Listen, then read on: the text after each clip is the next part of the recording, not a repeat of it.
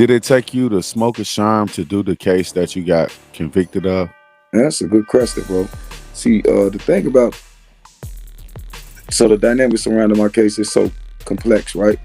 That I don't know if I want to try to break it down to you, but it's probably hurting to a lot of people who looking at what's happening and family members up, you know.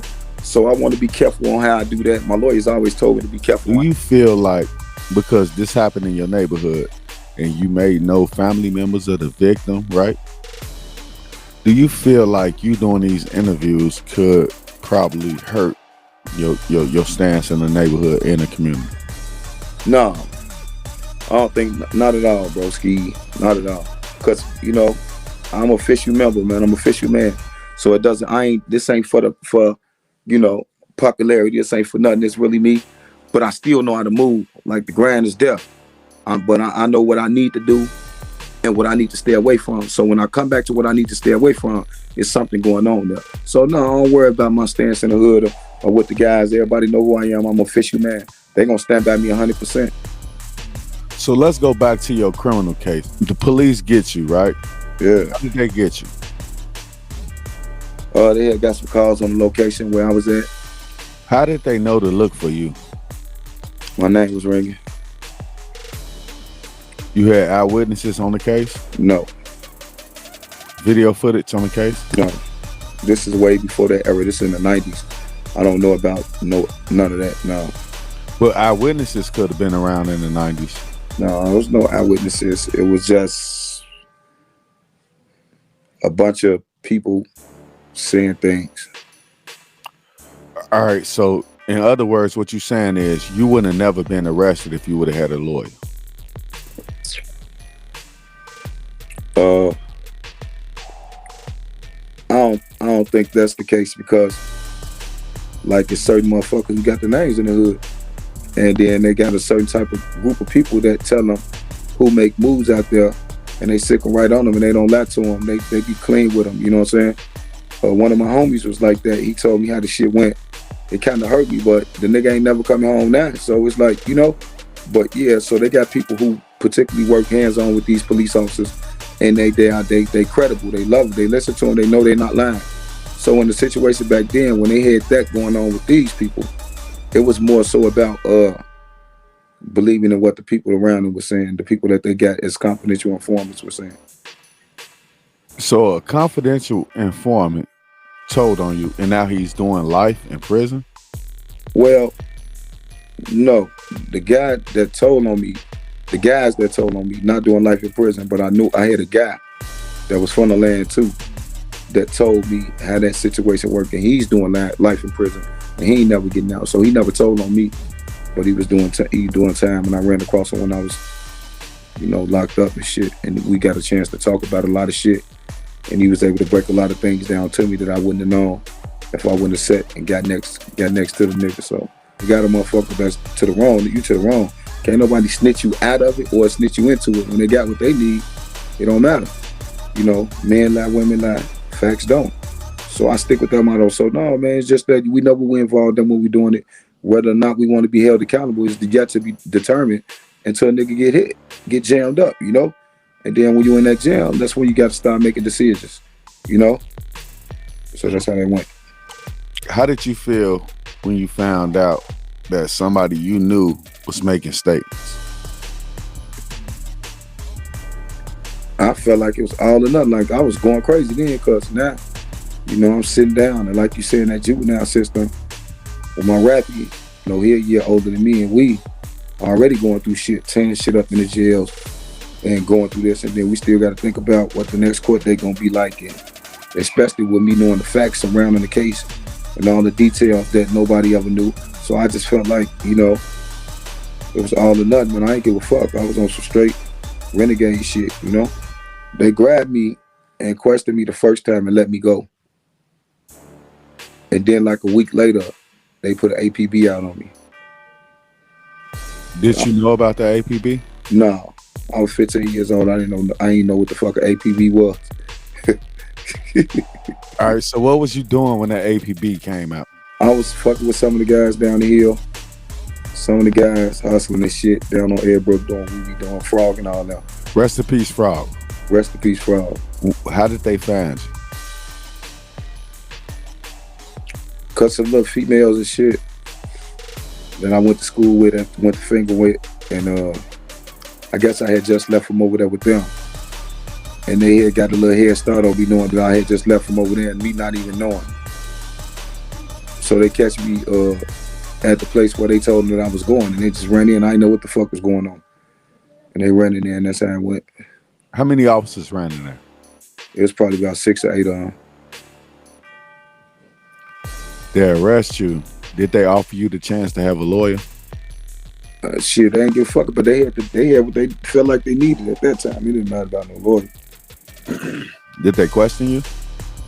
No, because they had questioned me a week ago. So they really, when they came now, they had already seen the understanding I was under as a little dude, as a little hood nigga or whatever. They already knew what a motherfucker was about. They looking like this little nigga about this shit. So they didn't want to talk no more when they seen me. It was all business. All right, so they see you, they arrest you. The next morning, you in juvenile, right? Yeah. From the police station, they take you to 11 to Hamilton and shit, and then they process you through intake in there. So by the next morning, I'm in juvenile. Yeah. What was it like at 11 to Hamilton? Well, it was different shit. You couldn't do all the things you normally do. You can't just walk out the door when you want to and, slide on your homie shit or no little bitch shit that you fucking on or whatever as a shorty. You can't do none of that. So that shit I ain't like that. How did you feel the next morning when you woke up and got that breakfast? Man, it felt like life was over. I seen that little tray, man. I remember, and I was always asking about a phone call. Couldn't get a phone call till Wednesday, and that was like a Thursday. So I had a whole fucking 6 days. And luckily the counselor came. She let me get a phone call. I talked to my mother, my dad, and everybody. Let them know what was going on, and that kind of fucked them up. They're like, "What?" It was crazy. That shit was fucking crazy. My pops was working up there at the time in the county. He didn't retire till like, I don't know, maybe like 5 or 6 years ago. So that was all in the 90s, all the way. I ain't come home off that drama until 2012. So that's what, 10 years ago. Did you see your father as a county official when you were in there? No, I was just saying him as my father. I'm saying, did you see him? You saw your father in there? Yeah. How did that reflect on you as an inmate? I mean, you have to accept what comes with what I accepted the circumstances I was under. I didn't feel no less than or no better than. I was in jail, shit. That's it. And he was my dad, but I'm in jail. There's nothing. It just is what it is. The reason why I asked you that is because we had a cousin that was a Stateville correctional officer in Stateville penitentiary. And I didn't meet him in there, but my brother did. And he told my brother not to say that they were kin. Did your father tell you that? No, because first of all, he worked inside the city of Chicago, so family don't mean nothing when it comes to that. Now, if you on a wing with them and your father working the deck or something like that, that's different. But as far as the entire compound, this was your first time in the juvenile system, right? No, I had been locked up before for little warrants and petty cases and shit like that. But for that type of drama, hell yeah. And it was like when I walked in that time, I didn't feel like I felt when I walked in the previous time or two.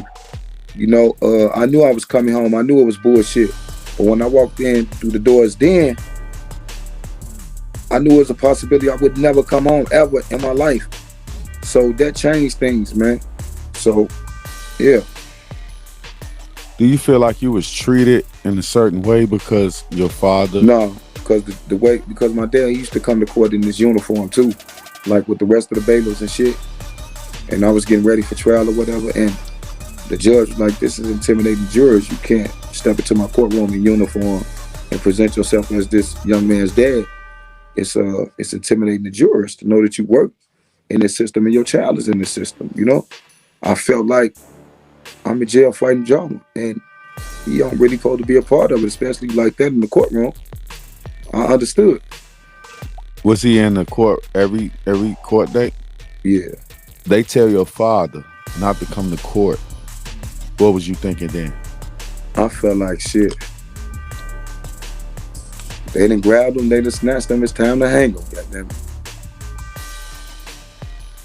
Felt like it was over. All right, so you get your time. What did they give you? My sentence was 30 years. What did you think when you got that 30?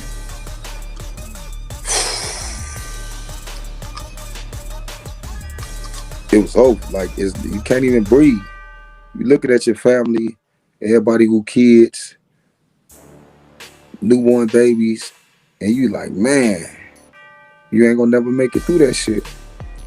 And then what makes it all more, worse or whatever, is I end up catching more drama, losing time in the fucking jail, Were you sitting right there with a suit and tie on when you were found guilty, or did you have your county uniform on? Yeah, we had our dress clothes on. Anybody who was going to trial had dress clothes on. I know Wednesday was time to take the bus, and that was a Friday. So the next day was out visiting. So you get visiting all day from 9 to 9. And so my next day was spent with everybody.